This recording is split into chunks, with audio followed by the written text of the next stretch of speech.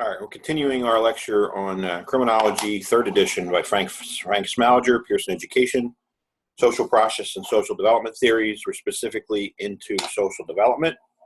We'll carry right on. We talked about LifeCourse theory, age-graded theory, and now we want to get into some more topics in that particular area. Again, I said, because there is so much content in the social development section, we're going to break it down into multiple parts, and I'm putting that on a 15-minute timer just to make it, and so just cut it off when we get to the end of the 15 minutes or thereabouts. So what we want to look at now is what they call dual taxonomic theory by Moffat. And what we're looking at is, what's that explanation? If we go back and we see that adult criminality is usually preceded by antisocial behavior during adolescence, but most antisocial children do not become adult criminals. So, okay, well, why? And dual taxonomic theory is an attempt. Everything, like everything else in this course, criminologist, it's an attempt to explain certain types of behavior and why certain people are involved in crime and what have you. Again, there's critiques of every single theory we talk about.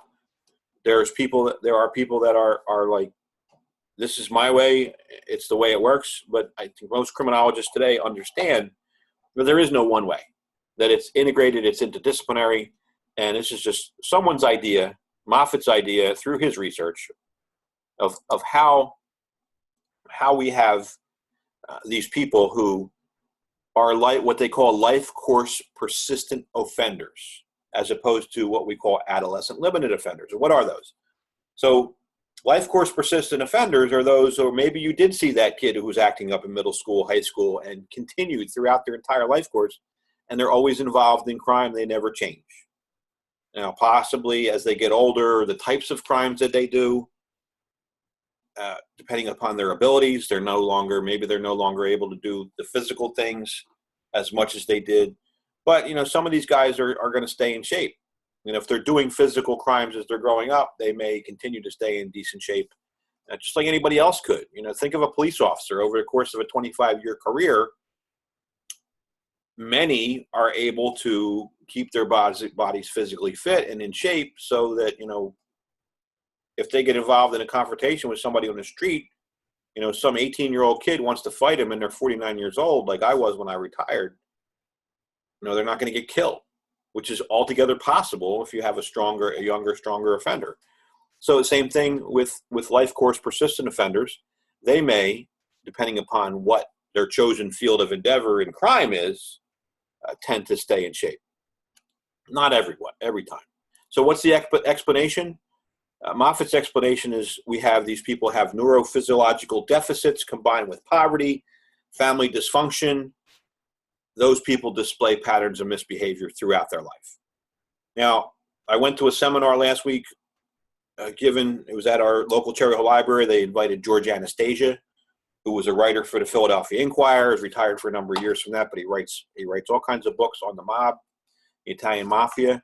And if you would look, and some of you might have studied this before or read about mafia gangsters and what have you,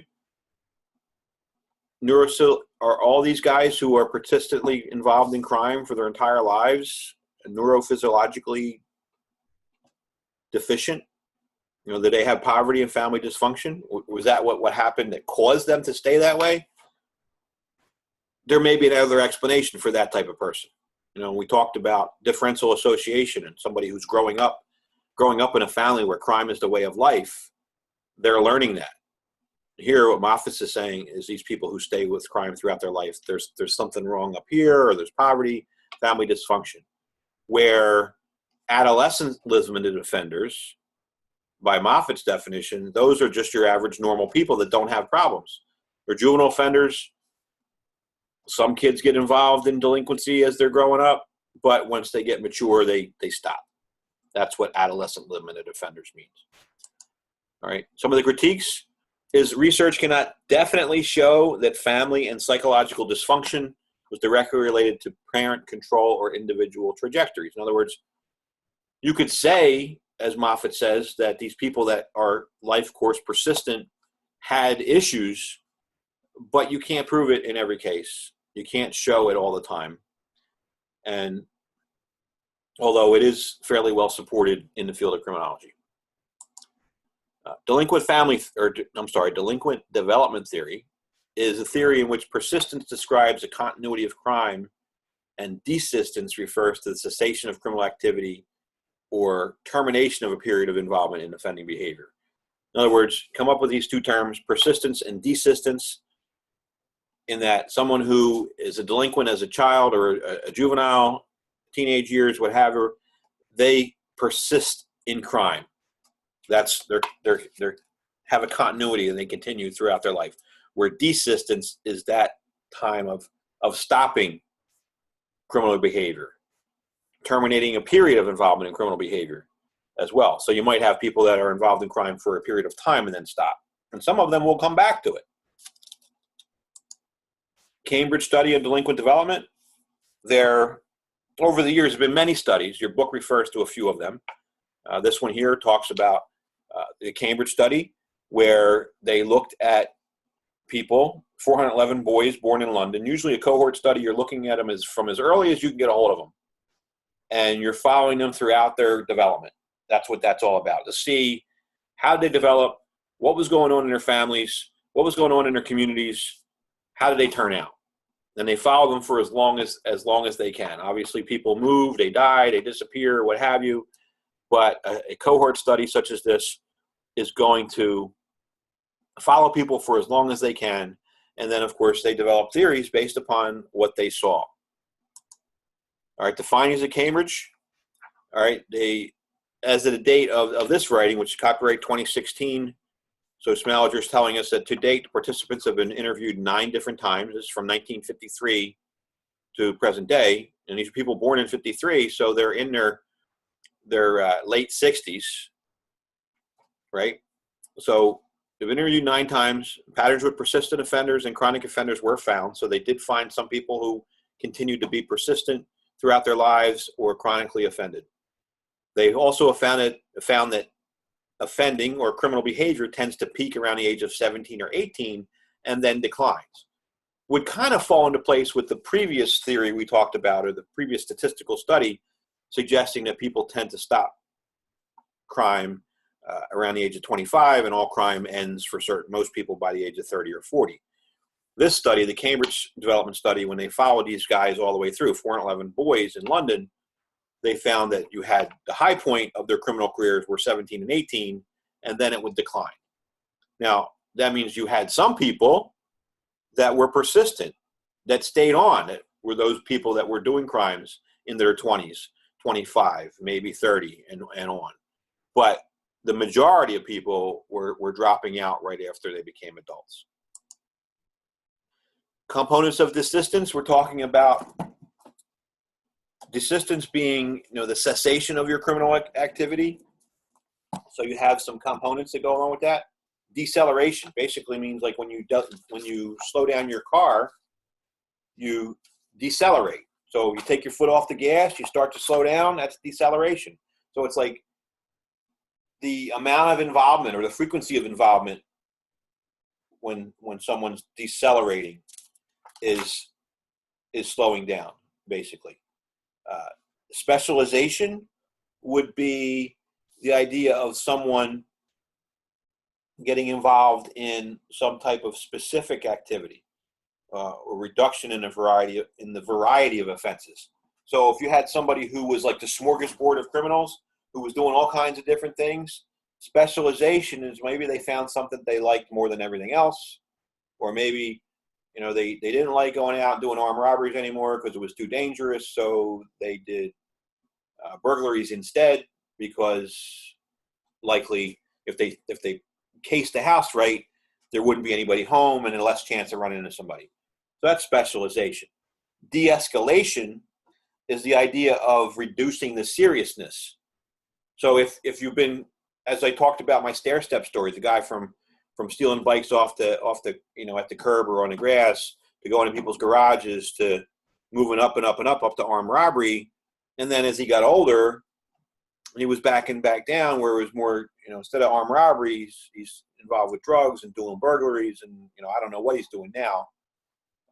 Last time I looked him up, I don't think he's currently incarcerated, so he's out on the street. Hopefully he's got rid of his drug addiction. But who knows? I mean, this guy I'm talking about should be in his mid to late 30s now. Last time I saw him, he was like 27, 28, and that was like maybe 10, 12 years ago. So, who knows? He might be around 40. So de-escalation is that slowing down of the behavior. And reaching a ceiling is when you reach a certain level of offending and not committing more offenses. Maybe you reach the pinnacle of your criminal career and you decide to quit. Or maybe your desistance could be forced, that you commit a serious crime and you go to prison. And then when you come out, you decide not to do it anymore. And that's your ceiling. Critique of delinquent development is the methodology and conceptualization of desistance was criticized. In other words, they apparently didn't do a good job putting their studies together, and the whole idea of desistance, some would suggest, is not valid. Cohort analysis, mentioned that already with the Cambridge study, traces development of a population whose members share common characteristics, usually begins at birth. So that's what the Cambridge study, they studied 411 people born in around 1953 in London and followed them for as long as they could. Evolutionary ecology is an idea of you blend elements of previous perspectives while emphasizing developmental pathways encountered early in life. So you have, again, a blending of various ideas and look at the developmental pathways that happened earlier in life as an idea of what this person might have decided to get involved with.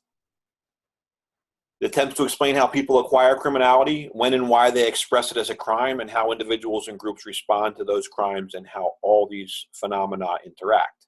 So a lot to digest there. The idea is, like, how do they learn crime? How do they get to, like, okay, I want to do crime. I want to rob banks. When do they decide to do it? Why do they decide to do it? How do people respond to those? And how does all those different things interact together? That's the evolutionary ecology idea. Critique, apparently only did one study, and the more people that drop out, then the study loses more validity because your sample size gets smaller. Interactional theory, Thornberry, is basically looking at crime that blends social control and social learning perspectives. So it's a combination of what have I learned, who have I learned it from, how have I, what relationships do I have that might suggest that I commit crimes? At the same time, what controls are in place that might prevent me from committing crimes? So think of the two things we talked about before: social learning, differential association, people learning from others. You could even go back to psychology, look at modeling theory. We're learning from others and we behave the way we've learned. And then Thornberry is blending that idea with that of, okay, we've learned how to commit crimes, but now what controls are in place that might keep us from doing it? Fundamental cause of delinquency is weakening of a person's bond to conventional society. So kind of similar to the social bond theory we talked about. But it requires that environment where persons can learn delinquency and rule-violating behavior and get a positive reward. So you could actually compare that to differential association. If you're hanging out with a gang, you're hanging out with people who are involved in delinquent behavior, and then you get rewarded for being involved. Maybe you get kudos from your other gang members, you get elevation in the status, those kind of things. Very similar. Critique. Theory doesn't fully appreciate the notion of a child maltreatment as an important element of developmental process leading to delinquency. In other words, critiques are saying, well, this kid could have got abused, and abuse could have caused them to behave that way. It's not all this other stuff. So again, you could pick and choose, and you could say, well, you can say that they learned how to misbehave and there weren't controls in place, but what if the child was abused and that's what caused them to be the criminal type? Developmental pathways.